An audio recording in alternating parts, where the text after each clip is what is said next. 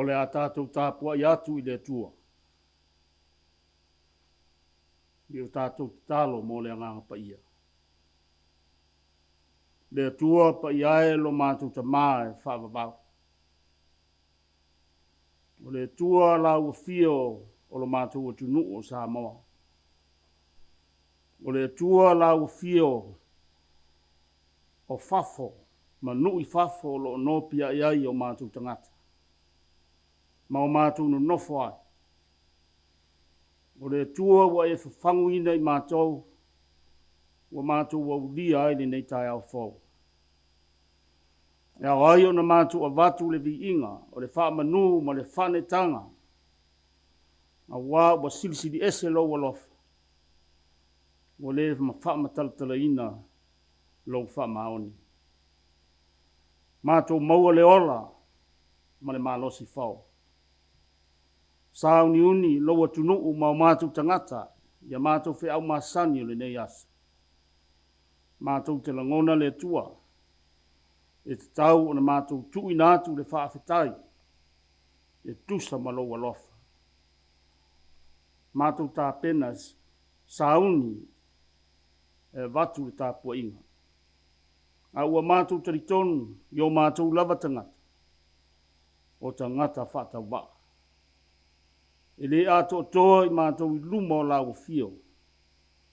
I tu aso, mātou te whisanga iai ma lopa ia sisiri esi.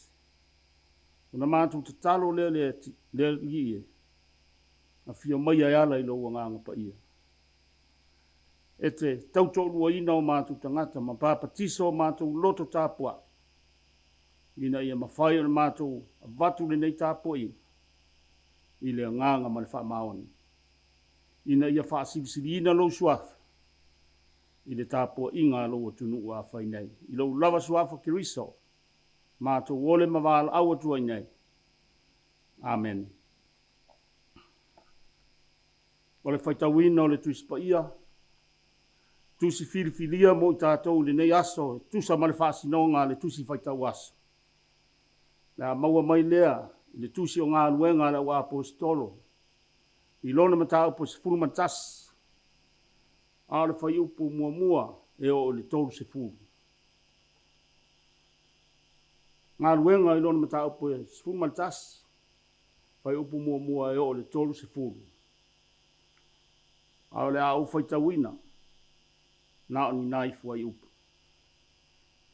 O a fionga pa ia alo tātou ori. Ua whaalongo le wa apostolo ma le uso o i utaia. Ua talia e nu ese le afionga le tua. Wa luai fo i Peteru i Jerusalema. Ona fina wai le maia o le au peritome. Ua whape mai na e alu atu i tangata i le peritome ina. Nautou a ai fo i whaatasi mai lātou. O na fua leo Peteru na fola whaasolo i ate i lātou. Ua whape atu. O au nei sa au tatalo i le aio yopa. Na o loa le whaalinga ina ua whaalia mai. O le tasi me ua alu ifo peise ia lau tele. Ua tutu ifo mai le langi o na pito e whaa. Ua o lava i a te au. Ua o pula toa ma mana tunatu iai. Una o loa tu leo manu e whaa te taa. Ma manu fe ai. Ma mea fe tolofi ma manu fe lelei. Na o whaa longo atu le si ufufonga ua whaa pea mai i a te au pete rue. Ina tuhu i lunga ina fasi ma ai. Au au whaiatu le li e, au alava. Au ai le ito ia lava lo ngutu i sina me ai saa. Po se mea le anga. Au a toe tali mai a te au le si ufufonga mai le langi. O mea uma ua whaamamaina e le tua. Aua e te tā ua e sā. Na whaia whaatoru le nei mea. O na toi sisi leo mea umalawa i le langi. Whaauta sā tutu mai loa tangata e tō toru le whale na o iai. Na awina ia te au mai Kaisareia. Na whai mai le nganga ia te au mātou te o mai la tau. Aua le whailonga tangata. Na mātou wō i me le uso nei. I tō ono. Na mātou ulua to fo i le whale o le tangata. Wana tala mai a te mātou i lona i loa atu. I le angelu na tū mai lona whale. Ma whai atu ia te ia i nā au ia. Atu ia ni tangata i opa e ami a Simona i ngō ia Peteru. Na te whai mai upu ia te oe. E whaora i nai oe a toa malowa inga umalanga. Na amata na utau tala atu o na fio lea o le nganga pa ia ia te i la tau. Whapeo na fio ifo ia te i tātou le amatanga. O na umana tua leo le a fionga le ri ua whapea mai. Na pāpatiso lava Ioane le vai. Ai pāpatiso ina o tau le nganga pa ia. O le nei, a whai e tusa le lofa ua fo ina mai le tua ia te i tātou a toa mai la tau. Ina ua whātua tua i le rio Jesu Keriso. O ai a unei o te mawhaia o na mabao atu i le tua. O lātou whaalongo mai i au. O na lātou whaalolongo lea. Ua bibi e tu fo i le tua ua whapeane. E moni. Ua fo i nātu i le tua inu ese. Le sala moe o lai. Ia whaamanuia mai le tua. E ala le tātou whaitau. Ma le whaalongonongo ia nā whionga pa ia. Ma ia tu mau ia te ia lo na lava viinga. Nei se ia o le whaavavau lava. Amen. O le launga i le suafa o le atua tolu tasi pa ia. O le tamā, ma le alo, ma le ngang sā. Amen. Mau le matua i se vaenga le whai upo se fu ma le fitu ma le se fu balu. O te whaitawina. O le nei, a whai e tusa le lofa ua fua ina mai le atua ia te i tātou. A toa ma i lātou. Ina ua whātua tua i le rio Jesu Keriso. O ai ea unei. O te mawhaia o na mabao atu i le tua. Wa lātou whaalongo mai i upu. Na lātou whaalongo lea. Ua vivi i fo i le tua ua whapeane. E moni ua foa i le tua inu ese le sala moe o lai. O le mena natu au tu o le aso le nei. E ngā lue le tua i tulu i ngā uma. God at work on the edges. O le so o whatasi o Kerisiano. O le so o whatasi lea o le tala lelei. Ina ua tau mawhai i Peteru i atu whatasia le au Kerisiano. O le awala lea na i whaia. O lona tā lai atu leo le tala lelei a Jesu Keriso. Tusi o ngā nuenga, tā upo se pulu ma le sūtasi. O tātou ilo ai le tangata talitonu ina ua mawahe le Pentekoso. O Cornelio lona ingoa. O ia o le taitai au a Roma. O ia o le tangata nu ese. Ua whaofi mai ma au mai tutonu o le ekalesia. Ono le mena tupu le vaenga o ngā tutonu i tangata Kerisiano i utaia. Lea na whaamano sia ai Peteru e lea nganga pa ia. E asi le tangata nu ese le nei. Ma ia mori mawina ai le mea ua whaia le tua. I tulu inga mamao. Ma nu e ese. Na iloa ia Peteru o le tua e le whaapitolo na finangalo. Na o tangata Israel. Ai mo tangata nu ese. O e ua whaatua tua i le tua o Israel. O outou i loa lava. Ua sāre tangata i utaia na whaatasi pe whaalata i tangata ese. A ua whaasino mai e le tua ia te au. Aua ne tau inatu ua sā pere anga se tasi tangata. E moni. Ua o iloa e le whailonga ina tangata i le tua. E talia e le tua o tangata Israel uma, manu uma. O e mata tau ia te ia, ma whaia lana mi o tonu. Ua manatu Peteru o le tua ua ia whawhisa o ta ia vaenga e lua o tangata talitonu. A ua whaonga ina ai o ia le tua. Na te amata ina le whiso ta ina.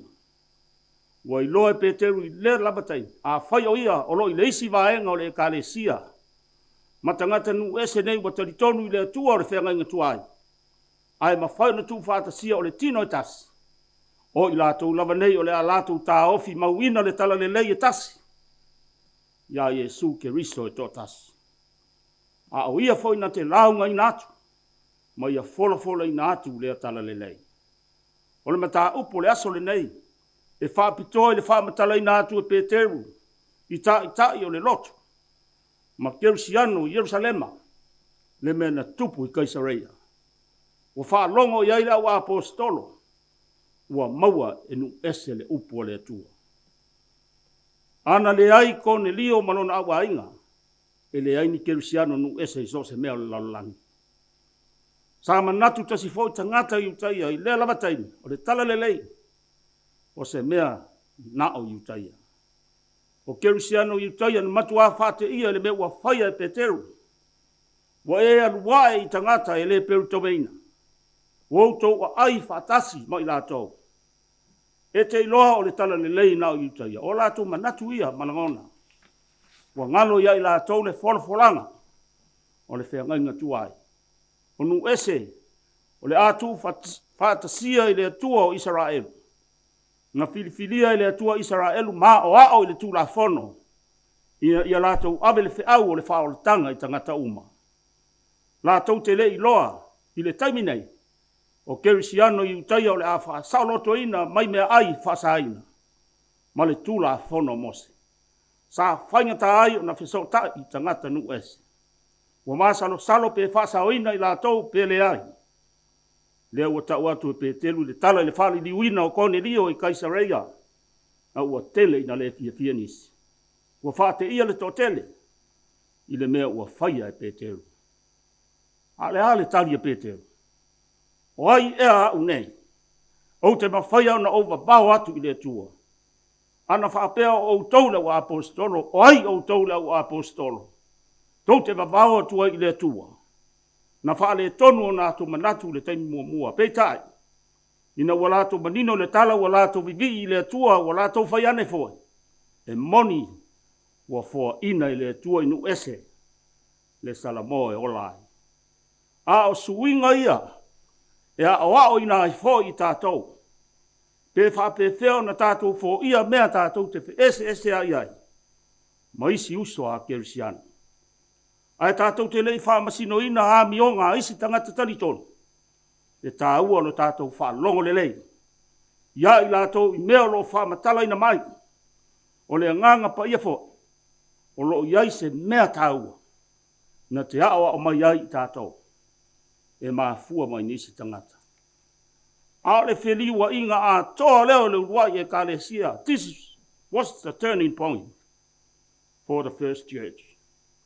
O le fia le nā mai taimi, i le li liu ina o nu ese, i le i fia umai ai le telo tangata. Sa whai pēa ma whawhita auri, o le e kālesia i le uroi senturi. O le talia le e kālesia o le tautinonga a Peteru, o le whatupu te le ina lea. Ma salala watu le tala i le, i tulu inga uma o le lalolanga. O le whatula au le nei, o le ngā nuenga wha misionare, na matua lulu ina atu, ma wha salalau ina atu, ina ua mawaele ma liu wha māturo se te whanu. Ma le tō tele o tangata Kerusiano Israelu na sawa aina, na wha taa pea peina i numa mao, ma wha wau pea le tala ina tala le lei. Tali to nunga wha Kerusiano, wa le tā ofia, ai maise le ayo Antioka i Suria. O Filipo wa tala i atu i Samaria, Petelu wa tau atu i a Cornelio manona aina. O tangata talitonu na sola mai Yerusalema, i le malosi o sawanga isinu, wa lato a watu le tala le lei, i nuu wa lato na nofo mawai. A o Antioka foi na fatu ina aile urua i e kālesia i nuu ese. A o ifo na mua ta ua i tangata talitonu i a Kerisa, o tangata Kerusiano. Ina walongo tala i Yerusalema le tūlanga, o le tala le lei malona lau tele, wha lau tele ina i Antioka. Wala tu au wina atu pānapa. E fe soani le ngā ruenga tālai. A le tā ua lea, o le tātou wa ai i le lei o tātou mata. Tātou te iloa me ua whaia le tua. O le tātou whaasanga lea e ngā lue whaatasi ma le tua. Tō tele o tangata u whao popoina, i le li Antioka, na tu ua i pānapa ane tioka. Ai alu watu taso, e sa ili mai a Paulo po o Saulo. A le sona fai pea lea, le tusi o ngā wenga. E mo I lato I iai mata e wa ai ai. Mai le amatanga, male tala whaasol pito le ekalesia. O le tupu ma le ola o tangata o le atua e a ngai ai pe I luma. Pe a whaia le rio Iesus e mea. Ai lango tangata o le atua. A whai tātou te ai mea ua whaia lo tātou rio Iesu Keriso. Ia tātou sound uniform. Tātou te whaia. Ia mea fau o ia saunia. O mea fau, o lo tātou I lope whapewhea. O na tuu whātasia, mea matautia o le ola. Ma le whaporukiki o le lalolangi. Pe whapewhea na tātou maua se mea le lei mai mea le anga. Ai pe whapewhea na ngā I pēa I luma, e ui lava. O lo whea ngai pēa ma sāwanga. Mala wina o pānapa e au mai saulo po paulo le taso le ngā nuenga tā lai monu es. Ngai loa e pānapa, le tangata e siri atu nei lo ia e tala whea ngai male ngā nuenga. I loa e pānapa le mena tupu ia saulo I le ala I tāmaseka. O le mori mau tutu o le tala lelei. O le mori mau ia Iesu Keriso to e tu. E siri lo nei loa I tu la fono, wha utaia. Nei lo se isi lava tangata. Sa moa e mai se nuku e mamao. Lau whaafafonga anga le nei tae au. Moa o manino mai le mata upu nei mo tangata Kerisiano. O le tatala o tātou loto o tātou o Kerisiano I tangata talitono uma. I leo se mea malama uma I tangata. Ma fia iai e taria nisi tangata. O le manatu mau ma lunga o le vaitai. O le tala le lei na o iutaia. O tangata ese, nu ese, I le te tau iai le whaolutanga. A whai o nisi o tātou uso Kerisiano, I le malama ia I tātou pele fia mea lo tātou whaia. Tātou whai loa ia I lātou le awala. Na taita ina I tātou e le tua. Ma whai loa mai ia I tātou lo whinangana. O le ala leo le whaamatala atu e Peteru, o le mena tupu iopa, na ia wa ai le whaalinga I manu ese. O manu le mama, ua tuu ina ifo mai le langi, ma whare whātonunga, tu la ia I nā whasi maa. O le awala lea le atua, e taua ia Peteru, o le tūla whono I mea ai whaasa ina, o le whenga inga tua, le ua solo ia le atua. I lana I kalesia o nu ese o le auru whale sa loto, e au noa ma le whewe. E ta lia fo I lato, ma le loto fia. A se wha manatu fo I lea mo I tātou le kalesia pele Keriso, e maise le atu nu pele sa mo le nei tae au. E iai le ao le atua I suinga fo uma, e tutupu I lo tauso I fua ma lo tātou ola. Pei fo na whali li wina nu ese le tala le lei. Ia tātou whātua tua fo I le taimi, o ia suinga. Ia tātou I loa ai, pe whape whea I tātou, o na tali atu pe atu tupu mai suinga I o tātou olanga. Ia tātou whātua tua fo, e whao ngā ina, e lea tua suinga mosa tātou le lei. Ia awane o tātou whewhewe I suinga fo, a ia wa ai atu o se awa noa, tātou te tupu malo losi ai, I lo tātou vale lei mai Iesu. Whātua tua ia Iesu e suia I tātou e lea tua e whaimata ngata fo, o na tu mau leo lea nganga pa ia I o tātou loto. Whamalosi a wina I tātou e muri whaataitai ngauma. O ia whaai loa mai mo I tātou. O lea tua e ngā lua I le o ngā tutonu. E ngā lua e fo I tulu inga uma. E salalau iai. Whaasalalau ina iai lona malo malana tala lelei. Ile mane nei. E iai tangata lātou te amataina ma whaatupuina ni mea. Pei fo le whaavanoina e Peteru. O ia mo le li.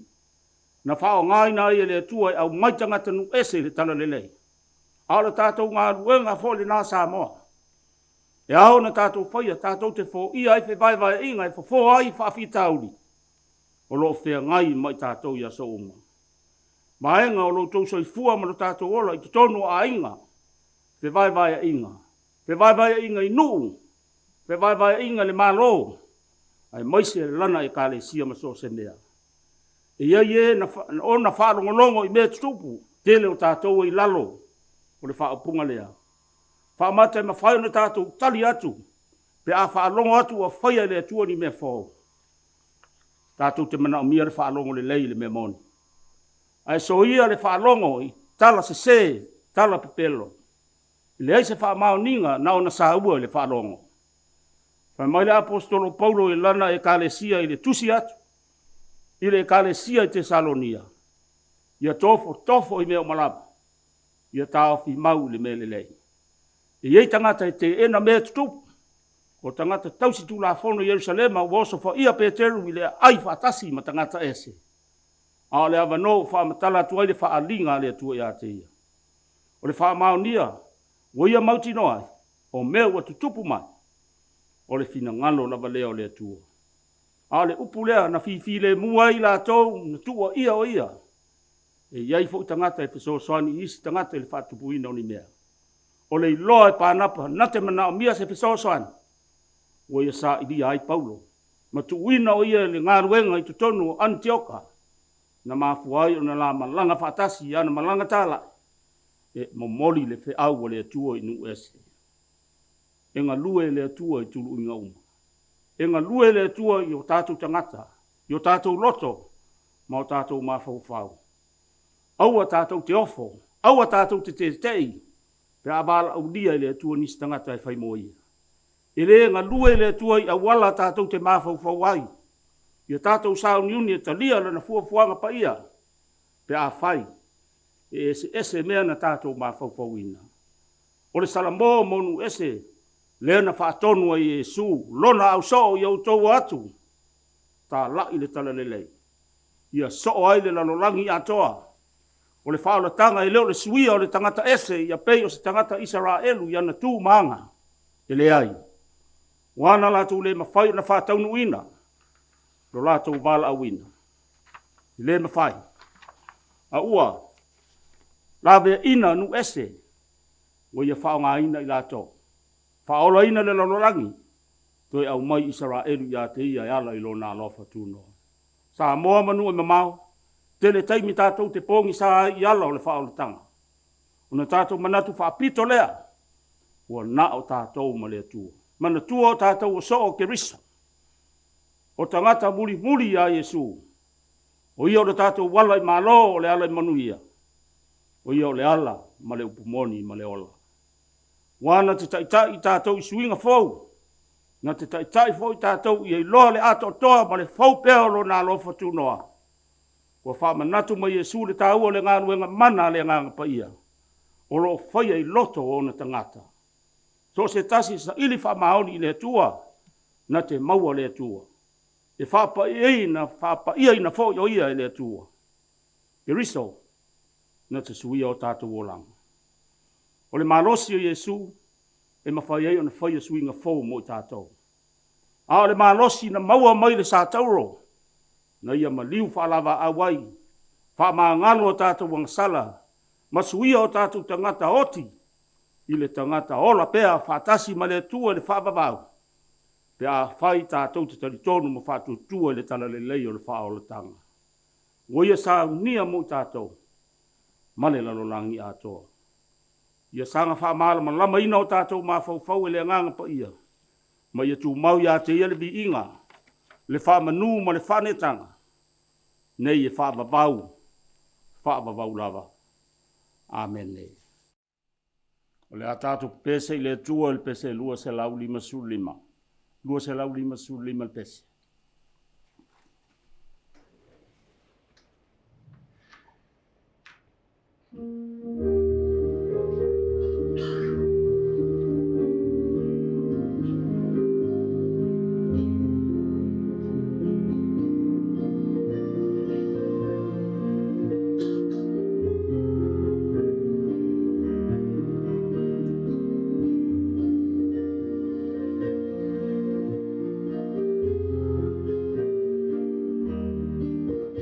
Ia tato wha malos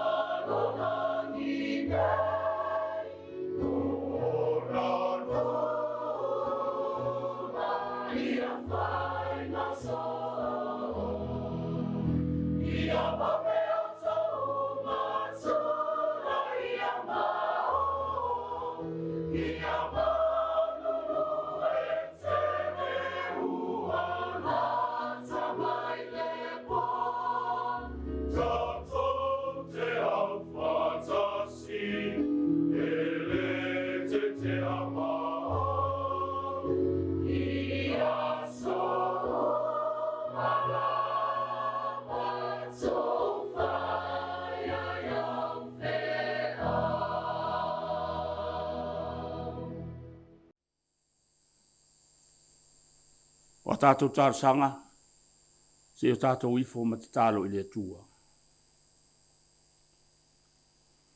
Le tua pa i aelo mātou ta mā o i le langi. O le tua e so i fua pēr e whaavavau la o fio. O le tua e silisili ese, o wae ou le malosi ma le mana. Le mātango fie ma le mamana. O lo i lau a fio mea umalawa i le langi ma le lolo langi. O lo i au ao lo mātou wola. O lo fiso soani mai mo i mātou. Mātou te mālo losi ai. Mātou te whātua tua wha maoni ai. E whaia lo finangalo pe o na whaia le langi.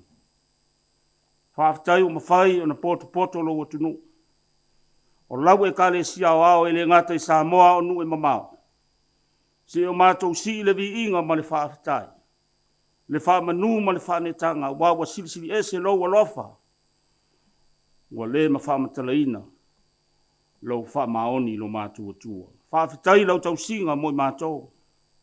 Wawa mātalasi leo, lau pui puinga foi ma lau leo leo. Le nei o mātou baudia ai le nei asa fau.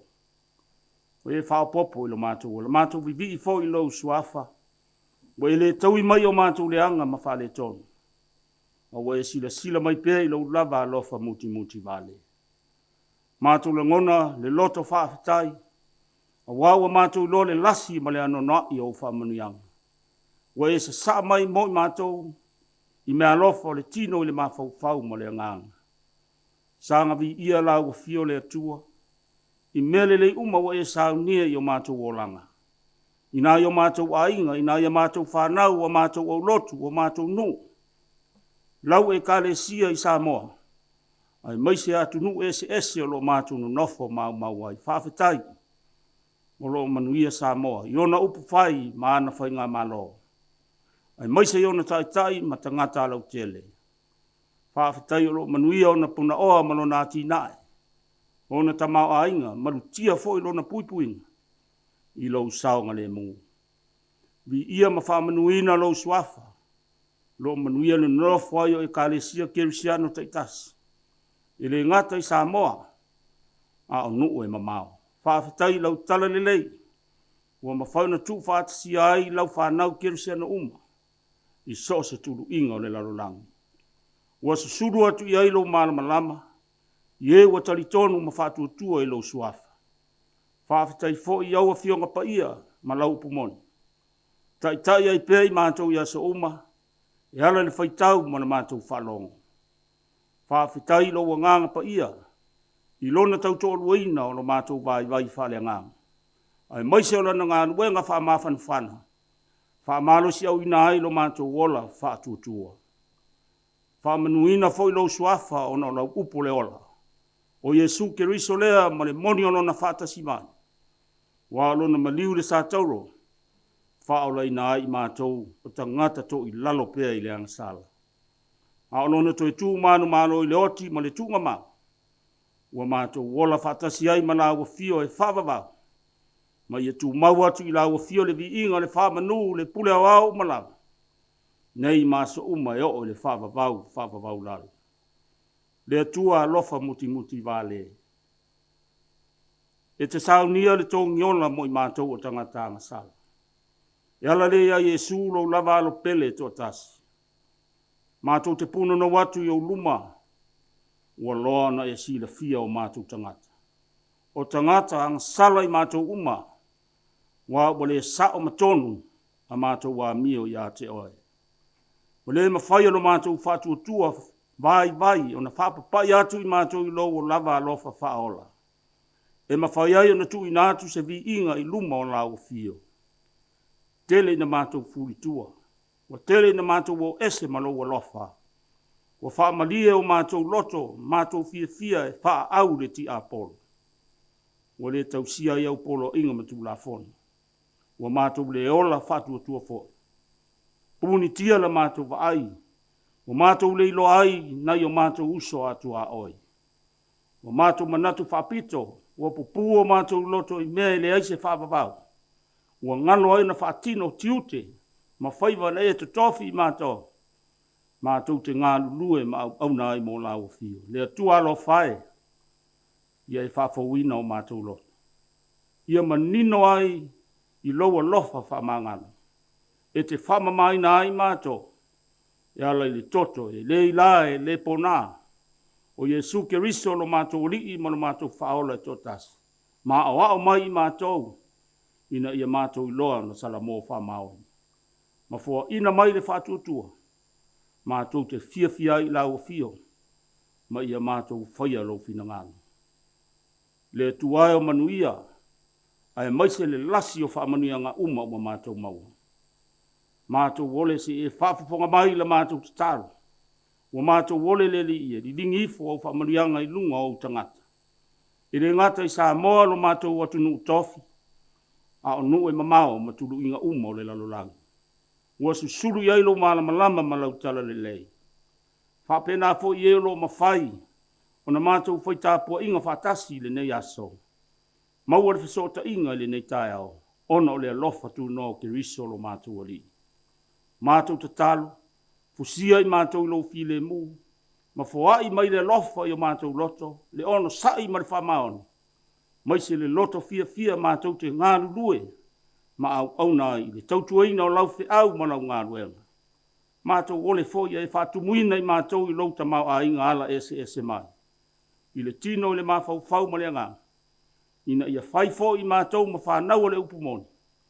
Whatau nuu ina mea uma te whina ngalo ai. Whamanuia i a Samoa ma lana whai ngā malo. Ia pulea ma taita ina e lau fia ona taitai.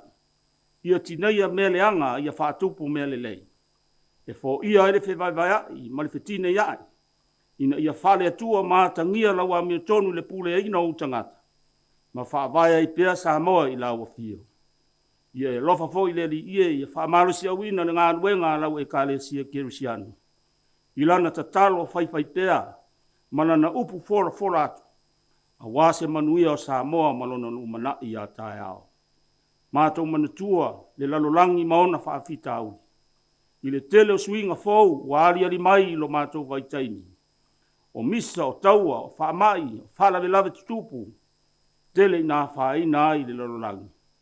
Ai maise o lona siusi o manga, wa whaina ai le soifua ma le ola o tangata. Ua wheso wa ina ai fo i le ola whatuatua o lau whanau. Wheso so ni mai a mātou maua le loto te tele, mātou te sāwa valia i pēle whatuatua, i te tonu o nei whainga tā ma pōpua ngā o le ola.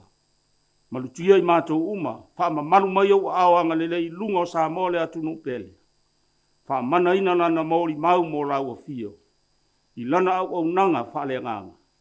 Anga le lei le nonofo au mawai au tangata Samoa i nue mamao. E whaau au ina e fōi le tautua, i le ati na e ina o Samoa i le tino. A o lona sao i se au nanga, a wālo fina ngalo malau tala le lei. Whaamala malama mai e lau a fio, le upu sa mātou whaalongolo ai i lou nganga. Ina ia mātou i loa manino lo fina ngalo mo i mātou. A o nisi na o mātou te talo. Whaatasi ma le telo te talo le leo i o mātou loto taitotas. A o lo fina ngalo ia whaia lava lea. Ai aua lava ono so mātou whātau anau. Tu mau mai ai lunga o le nei tāpua inga. Lunga o Samoa uma, ma lau whanau kerisiano le lalolangi atoa. Le manuia ma le file mu o rau fio le atua lo mātou tamā. Le lofa e sirisi ese o Jesu Keriso le whaora. Whaatasi ma le mafutanga ma lo nganga pa ia. A mata nei se i o le whavavau lau. Amen.